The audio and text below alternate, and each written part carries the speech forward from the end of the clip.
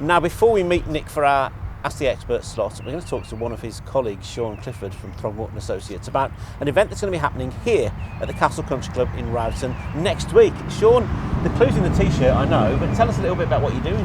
Hi Carl, thanks for having us today. Yeah, so what we're looking to do is we're looking to raise as much money as possible for Pancreatic Cancer UK. We're here at Rowton Castle. We'll be doing a swimathon on May the 4th. And we're going to try and raise as much money as possible, all in aid of my friend Ian and his wife, who sadly passed away. Which, Ian, then means this is a really poignant and personal thing then to do. It really is. It's to raise as much money as we possibly can to support Pancreatic Cancer UK charity, but also raise awareness of the disease, because it's one of the top 3 deadliest cancers that there are. My wife started feeling unwell towards the end of March, received a diagnosis in the middle of April, and she died before the end of May. It's absolutely brutal. And one of the reasons, she was feeling unwell for a little while, and she just thought it was tiredness, and you don't immediately go to the doctors. But if we'd had more awareness, if we knew what the symptoms were, she may have had more of a chance. Now, most people who are diagnosed with pancreatic cancer die within 3 months of having the diagnosis, and 80% of people are diagnosed too late for anything to be done to save their lives. So it's about raising awareness as well, because it's something that the symptoms are quite routine: indigestion, a little bit of weight loss, fatigue. So really it's a case of making people aware of it and referring themselves sooner rather than later to give themselves a chance. And Darryl, as the owner of the club here, I guess you were, as soon as you heard about this cause, you were happy to allow your facilities to be used for this then? Yeah, absolutely right. I mean, we are a small local facility. Sean came to me and said, I've got an idea, what do you think? And I was blown away by just clearly the lack of knowledge really on pancreatic cancer. Unfortunately, I am a sufferer of somebody who's lost somebody from cancer, not pancreatic, but cancer. And if I can, and I'm in a lucky position to be able to help, I just thought it's the right thing to do.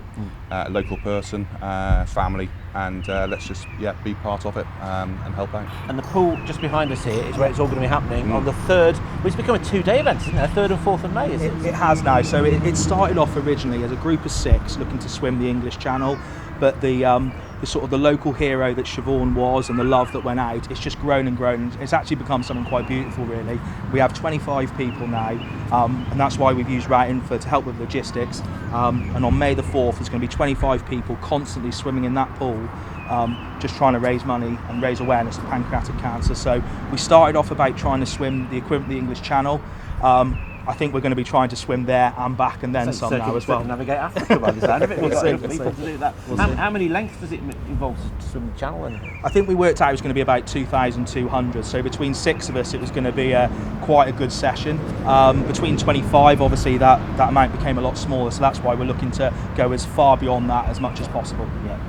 And so tell me a bit about how people can find out more about it. I know you've got a QR code which we'll put on the screen now. Yeah, we've got a QR code, we've got a Just Giving page, which is the most straightforward way of donating. There's a link that takes us straight to a little bit more about mine and Siobhan's personal story. We had an initial target, we thought a couple of £1,000, didn't we, that we would be a respectable amount. I think we achieved that in 7 or 10 days, and we're well above 3,000 now. So Just Giving page, if anyone feels that they're able to donate and support, would be wonderful via the QR code. Excellent. And as far as the club goes here, I mean, I struggled to find a car parking space this morning. You're obviously doing all right. We're doing well. We're doing well. Yeah, it is what it's all about since COVID. Well-being has just become massive. And we're just here for people to do what they've got to do and enjoy it. That's the main thing, which is what it's all about. Absolutely. Yep. Well, good luck with the challenge. Thank you, Carl. All the details, as we said, Just Giving, the QR codes you've seen there, and 3rd and 4th of May. Good luck. You haven't got to worry about the weather either. It's a good thing. It's a good thing. All temperature water. No, absolutely. Good to see you and good luck with it all. And thanks to Darryl as well. For absolute pleasure. Amazingly generous. No problems. May the 4th be with you. Sorry, that's loving it. Loving it. Thanks a lot. Pleasure. Thank you. Well, Nick, good to see you, and great to see Sean getting stuck into a really important and worthwhile cause there. Yeah, he's a great guy. He's a good member of the team. He's always got a big heart, and Ian's a really good friend of his. I didn't get to meet Ian's wife, sadly, but it's going to be a tremendous event. Hard work as well. You know, we as a practice we do embrace challenge, but he's been here training mornings, getting on with it, and organising the event itself. So I think he and Ian they've really appreciated the sponsorship and the support of the club. But it's going to be a great family-friendly event, so fair play to them. Good luck. Absolutely, 2,500 lengths. Yeah, good luck with them. Yeah. Now, some of the finance questions that we want to talk about this month have all got a fairly common theme, haven't they, Nick? In that it's people coming to a crossroads and having to make a decision that they've maybe been looking to kick down the road a little bit more. Yeah. We've had a question from a viewer that we'll get to in a minute, but you've got a couple of examples of clients you've spoken to this month along this theme, haven't you? Yeah, quite often when it comes to financial planning, people have the need for advice, but sort of put it off. It's like making a will. It's like, I don't know, getting things organised. It's like sorting your pension arrangements out. It's always, that's for another day. There'll be another time when I've got more time to do that stuff. Truth is, you're probably never going to have more time than you've got now. So knuckle down and get on with it, really. But we were approached by a gentleman, lovely fella. He's 60 this year. He's then retired from the job that he was in. He's been encouraged to resign, which is great. So he's got a lump sum. He's got various assets that he's put by over the years. He's never had financial advice, and he's been very senior. So he's got some significant assets. But the question for him and his wife was, have we got enough to now not have to work ever again? And you could say, well, actually, surely you know that or not. But actually, you've got to get under the numbers. You've got to get to assess every plan. So we went and had a review meeting at his home, a discovery meeting we call it. He had a table full of paperwork, which is not unusual, sadly, because providers love sending paperwork out to people. And actually, we went through the process. Okay, well, how much do you need? What have you currently got? What's where? What options, what opportunities do you have to extract income from different places? And then and there, within about an hour and a half, I could prove financially they don't actually have to work for income ever again. And presumably there's a middle level as well to this, that you could just taper away and just say, well, just do a little bit or work a couple of days a week or something like that. Yeah, and most people now are doing that. They aren't doing the cliff edge anymore. They are doing the taper. They are doing the glide path into retirement, as we call it.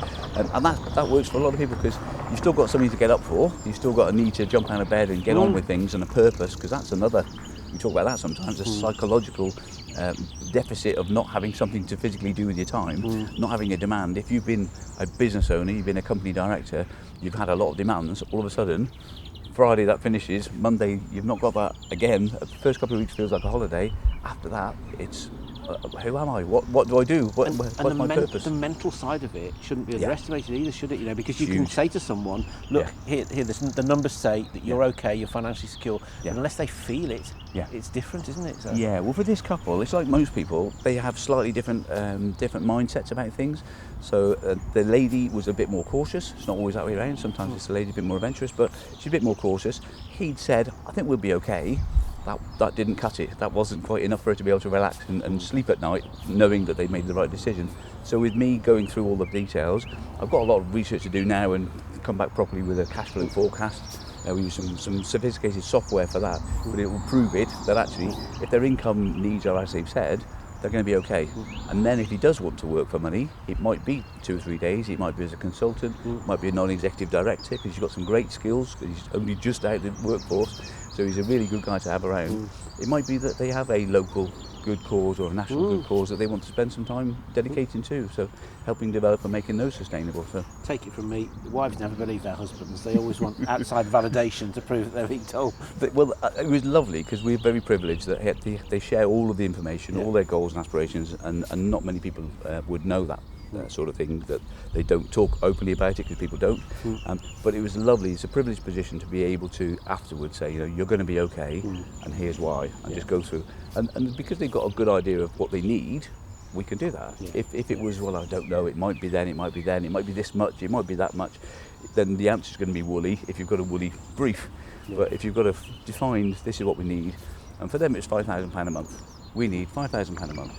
The other things to factor in then, okay, well, you're both going to qualify for state pension, so we did the forecasts. We went on Government Gateway and did forecasts with them. That's proven some guaranteed income. They've got other the gap things you need to make up. Absolutely, and the tweak. So the whole thing with the cash flow is what's going to come in when that's guaranteed. How much do you need to make up the gap from the pot you've already built up? So, and every year then there'll be a tweaking rather than reinvent the plan. It's go, well, how much did you spend? Have you carried on working somewhere? Did you earn some money? So okay, well that's less income that you needed. So is that like, you know, with a lot of these cases, suddenly like a light bulb goes on, and they get suddenly realise, oh, okay, I can understand it, and then there's a figure, and they know what to aim for, or a line not to cross. Or... Absolutely, and because this gent's had never had advice, there are things that he's heard, there are terms about in the pensions industry uses, and actually be able to have a one-to-one chat and explain things along the way. He said afterwards, I now understand a lot more about all of this stuff I've been sent through the post, or I've Googled, or I've done whatever. So an online search is great. You'll have loads of information. One-to-one advice actually means you can see what should I do, what shouldn't I do, I know my options, and then being able to have some help to put the plans in place. Absolutely. That's where we add real value, and I know, I'll get excited about that, because we can help people change their lives.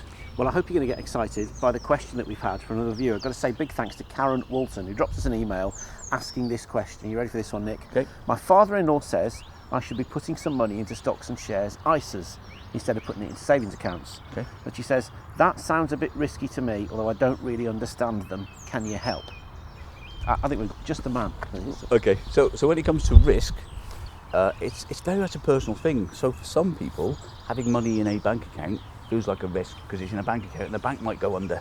Massively unlikely, but the bank might go under. For other people, Bitcoin's the best thing since sliced bread. Don't clip that and put that anywhere, because that's not my opinion. Not out of context. Not my opinion. Want that, do we? No. But there are various range of assets all along the way. But what you're able to do if you do go for the stocks and shares version is select the level of risk that you're comfortable with, and then have a portfolio that matches that level of risk. Generally, the higher up the risk scale you go, the more you've got in stocks and shares. The lower down the scale you've got, the more you've got in things that are not stocks and shares, although it's called a stocks and shares ISA, so it's a little bit misleading. But you can have corporate bonds, you can have gilts, you can have other things, commercial property, you can have things that don't correlate with the stock market. They could do the opposite of whatever stock markets are doing. And over a period, so depending on the length of time you're investing, stocks and shares will do better than cash if you hold them for long enough.